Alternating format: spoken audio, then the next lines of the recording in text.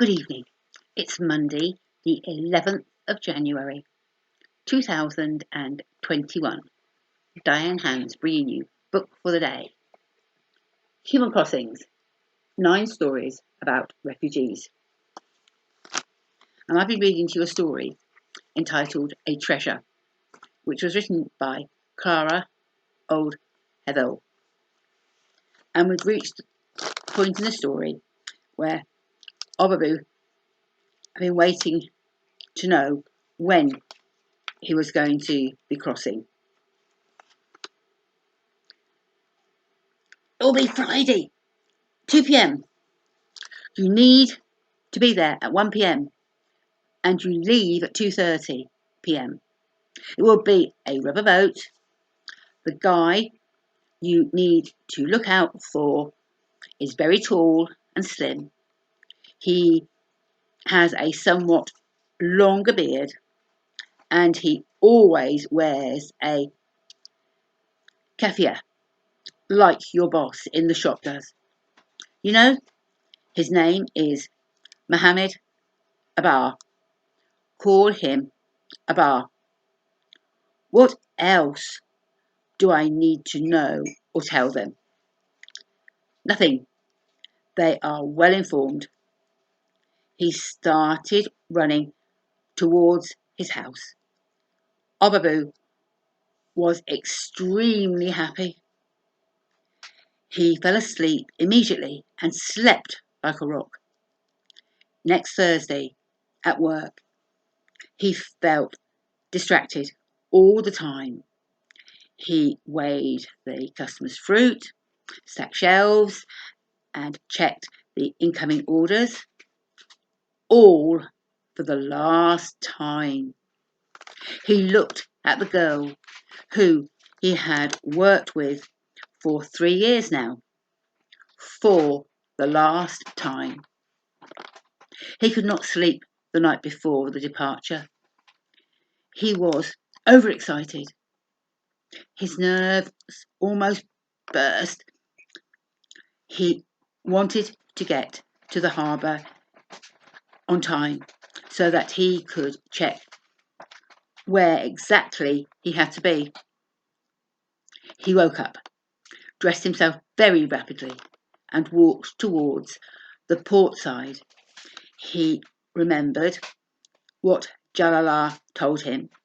He had described Abar perfectly. Abar and his other boatmen told him that they were waiting for a few more people, 8 in total. Abu still had to wait for another 30 minutes. A man counted that they were all there, then said out loud, "Guys, we are taking you now to a rubber boat that is arriving in a few minutes along this side. You are going together with my colleague, Abu, the boatman. He will take you to the shore of Italy." "Won't the boat sink?" Abu shouted. Abu replied, "You never know. We have 160 nautical miles ahead of us. Anything can happen," Abu said. Abu didn't have time to overthink the situation. "It's now or never," he said to himself.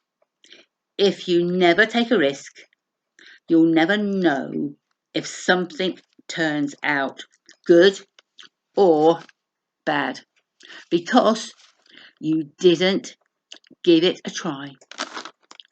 What wisdom, he thought. It was only a few minutes before they departed. "Guys, let's walk to the shore. Our boat is arriving. On board as soon as possible, before the Coast Guard see us and imprison us," one of them shouted. They all got on board and the boatman turned on the engine. The trip had begun. In the boat, he was among 9 other people.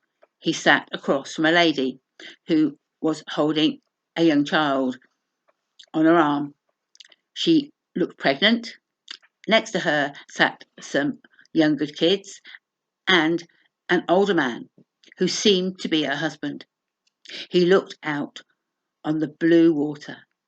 It was a bit stormy. The boat went heavily. A few hours later, it was totally still on the ocean. Though he constantly heard some shouting and crying, he felt confident. He trusted the boatman. He took the dark blue water in and drifted off. And we find out what happens tomorrow. Human Crossings, 9 stories about refugees, can be found on Amazon and on our Facebook page. Till tomorrow, Diane Hands. Good night.